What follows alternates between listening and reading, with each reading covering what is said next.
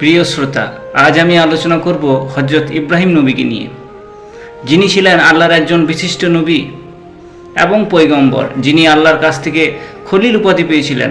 ঘটনাটি ছোট হলেও হৃদয়স্পর্শী।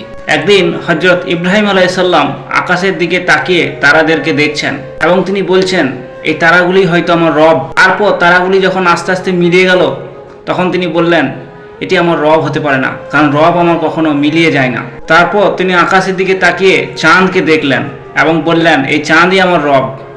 তারপর যখন চাঁদ ডুবে গেল, তখন তিনি বললেন, চাঁদ আমার কখনো রব হতে পারে না, যদি সে রব হতো তাহলে ডুবে যেত না। তারপর তিনি দেখলেন সূর্যকে দিনের বেলায়।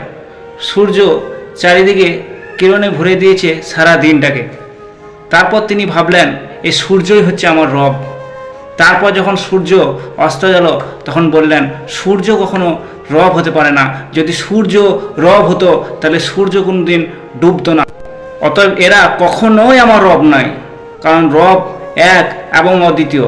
আমি সেই আল্লাহ, আমি সেই মালিক, আমি সেই রবের উপাসনা করি, যিনি এক এবং অদ্বিতীয় এবং যিনি আকাশ এবং পৃথিবীর মণ্ডলীকে সৃষ্টি করেছেন। প্রিয় শ্রোতা, নবী হযরত ইব্রাহিম আলাইহিসসালাম আমাদেরকে শিখিয়েছে সত্যের পথে কিভাবে দাঁড়াতে হয়। তিনি শুধু নবী নন, তিনি হচ্ছেন সত্যের শিক্ষকও।